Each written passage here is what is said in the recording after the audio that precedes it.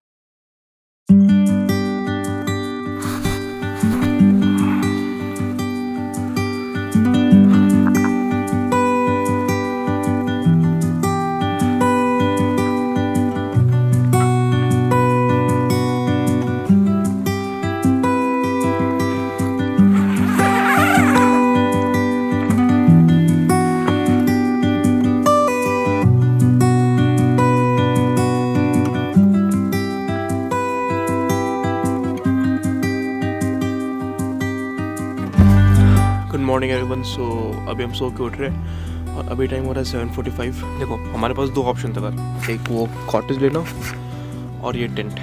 Cottage लेते तो रात में ठंड ज़्यादा नहीं लगता और टेंट ना लेते तो फिर वो कैंपिंग वाला फील नहीं आता। ठंड तो लग रहा था लेकिन एक फ़ायदा हो गया कि हमने एक एक्स्ट्रा ब्लैंकेट सबके लिए मंगवा लिया था, तो थोड़ा बहुत ठंड कंट्रोल हो गया था। और यहाँ से जो सुबह का नज़ारा है ये पीसफुल। आज का प्लान भी बहुत सही है। अब रेडी होते हैं और निकलते हैं।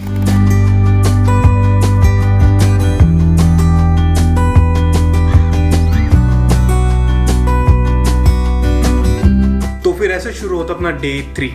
अगर आप सोचोगे कि ये अचानक से कैंपिंग से डे कैसे स्टार्ट हुआ तो शायद अपने पार्ट 1 ही देखा। तो इस साइड या इस साइड किसी एक साइड तो मैंने पार्ट 1 का लिंक कर दिया, तो आप वो देख लो, फिर इस पार्ट को देखना। तो सुबह उठ के रेडी होने के बाद हम सबसे पहले गए ब्रेकफास्ट करने, और ब्रेकफास्ट में था पूरी सब्जी, पोहा और चाय या कॉफी, दोनों में सब जो ले लो। शुभांगना, कैंपिंग का खाना कैसा लगा? तू बता कैसा लगा? पूरी में पूरी पेरा जा रहा है मुक्का। वो तो मैं खा ही रहा हूँ, तू बता दो कैसा लगा।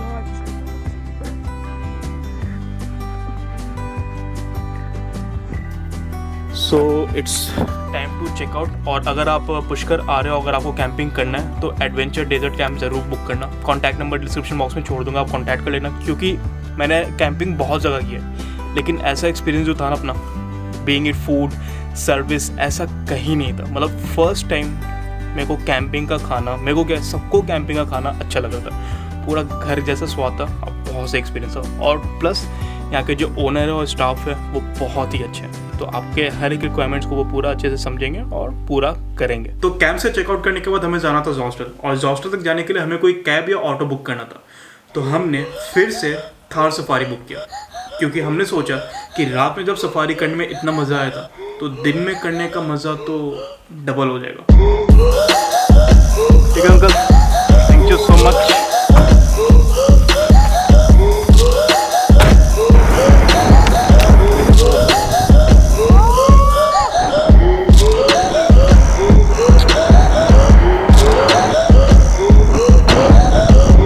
लेकिन जैसा हमने सोचा वैसा फिर से नहीं हुआ, क्योंकि ड्राइवर ही कोई दूसरा आया था और उसने थ्रिल भी उतना नहीं कराया।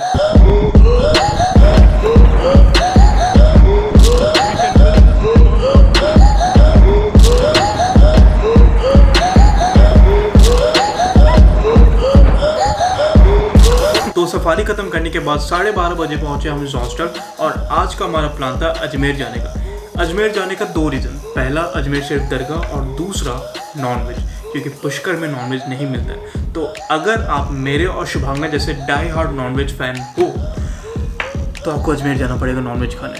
तो हम फटाफट रेडी हुए, 2 बजे तक निकले और सबसे पहले गए हम स्कूटी रेंट पे लेने। हमने 2 स्कूटी रेंट पे लिया फॉर 28 आवर्स फॉर 600। अगर आप 24 आवर्स के लिए एक स्कूटी ले रहे हो तो वो 200 का आपको पड़ेगा। फिर हमने स्कूटी का वीडियो बनाया और अपना डॉक्यूमेंट सबमिट करके निकल गए अजमेर के लिए।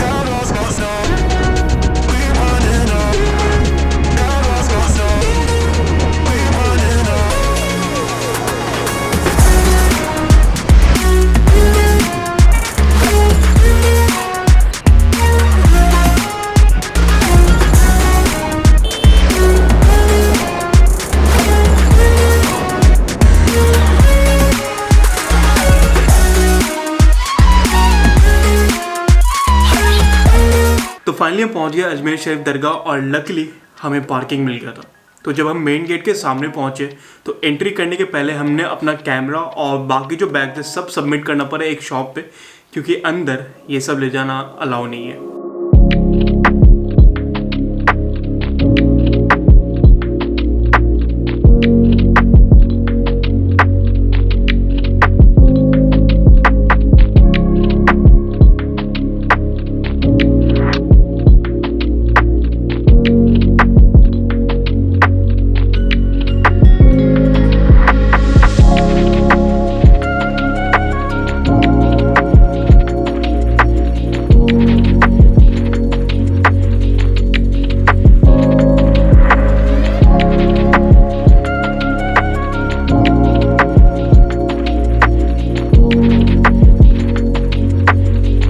तो दरगाह पे माथा टेकने के बाद हम सबको लग रही थी बहुत तेज की भूख, तो हम फटाफट गए स्कूटी उठाए और पहुंचे द मैंगो करी नॉनवेज खाने भैया 2 दिन बाद।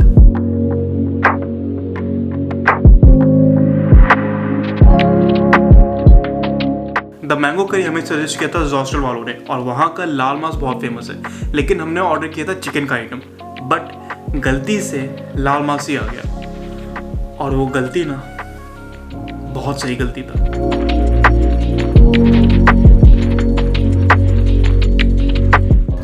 बेटा भाई है एक और है, अभी मटन ही कर दिया इन्होंने। अच्छा भाई एक्चुअली वो अच्छा है। If you come to Ajmer you must try this laal maas mango masala. Mango masala, mango मसालों का लाल मांस mutton, it's very good. Mango curry वालों का है मैंगो मसाला, उनका वेज और बेकरी आउटलेट। तो हम बेकरी आउटलेट गए और ट्राई किया उनका ब्राउनीज।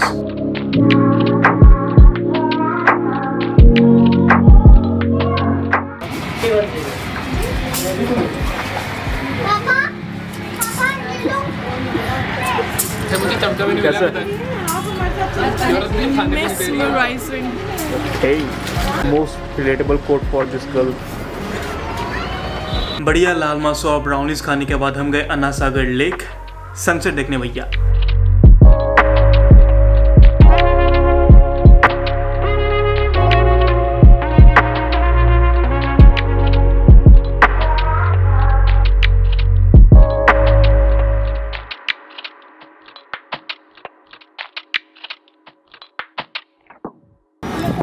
तो अगर आप अजमेर आ रहे हो तो अन्ना सागर लेक तो ज़रूर आना, और अन्ना सागर लेक आगे अगर आपको कॉफ़ी पीने का मन कर गया तो लेक व्यू फूड कोर्ट ज़रूर जाना।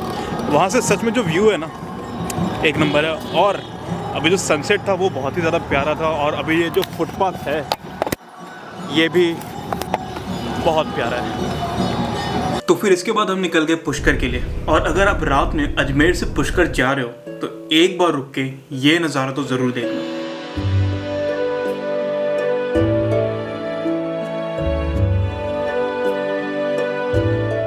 और फिर नज़ारा देखने के बाद हम पहुंचे हॉस्टल, और थोड़ा देर रेस्ट करने के बाद हम सबको लग रही थी भूख, तो डिनर करने हम गए फंकी मंकी कैफे।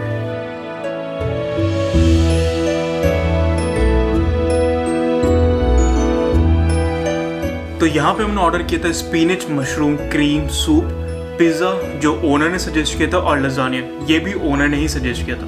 और मैं सच बता रहा हूँ, मैंने अपने लाइफ में इससे बढ़िया स्पिनच सूप और लजानिया कहीं नहीं खाया।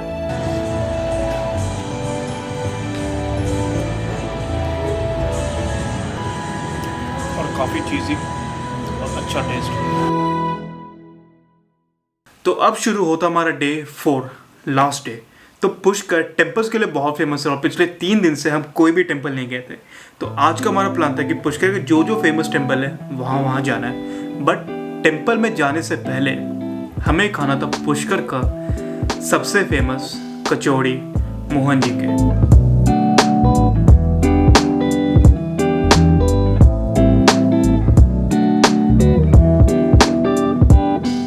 और अगर आपको मोहन जी के कचौड़ी खाने जो मेन मार्केट में है तो 12 बजे से पहले जाना, वरना नहीं मिलने वाला। बहुत सही है। कचौड़ी था बहुत ही ज़्यादा टेस्टी, तो ज़रूर जाना और ज़रूर खाना। और कचौड़ी खाने के बाद ना हम गए सावित्री देवी टेम्पल।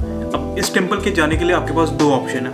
पहला 1000 स्टेयर्स चढ़ के आप टेम्पल तक जाओ, या दूसरा रोपवे से जाओ और रोपवे से वापस आओ। तो हमने सोचा कि रोपवे से जाएंगे और स्टेयर से वापस आएंगे ताकि दोनों का फील ले सकें हम।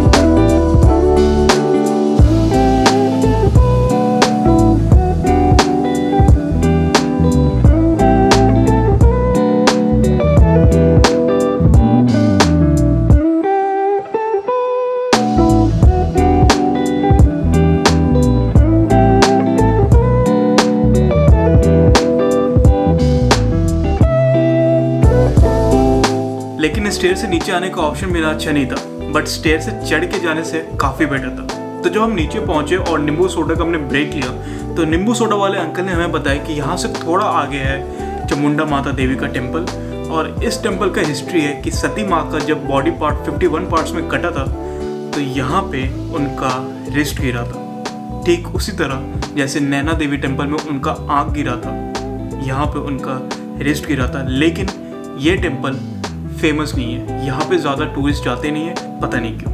तो हम वहाँ गए और जो जाने का रास्ता था वो बहुत ही ज़्यादा सुंदर था।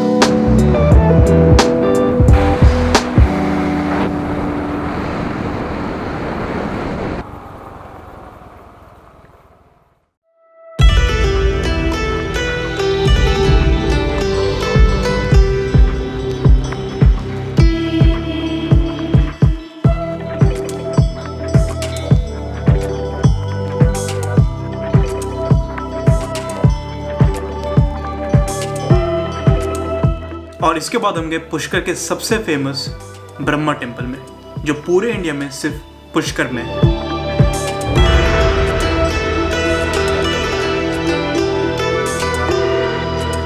ब्रह्मा टेम्पल के बाद हम पिए गुलकंद वाली लस्सी, जो बहुत ही ज़्यादा टेस्टी था।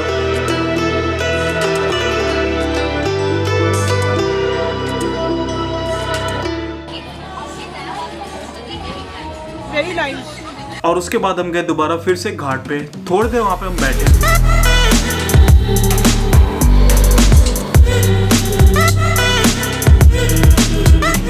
और घाट पे बैठने के बाद हम गए दोबारा से गंगा फलाफल और सोनू दूध।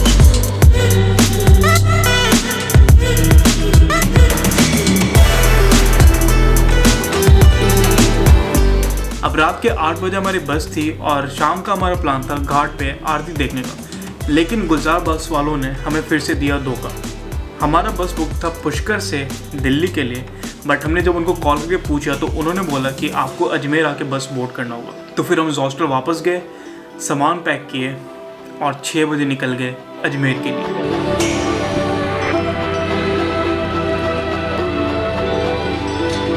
अब ओवरऑल ट्रिप हमारा पुष्कर का सबसे बेस्ट था। हमने एक्सपेक्ट नहीं किया था कि पुष्कर में इतना कुछ होगा करने को। इनफैक्ट ऐसा बोला जाता है कि अगर आप पुष्कर में 1 साल 3 महीना रह लोगे तो आप पुष्कर छोड़ के वापस जा नहीं सकते कहीं और, क्योंकि पुष्कर से आपका अटैचमेंट इतना हो जाएगा ना कि आपको कहीं और मन नहीं लगेगा। और एक और चीज़, पुष्कर में भले ही आप कितने बड़े नॉन वेजिटेरियन क्यों ना हो, आप कभी भी फूड के मामले में डिसअपॉइंट नहीं होगे।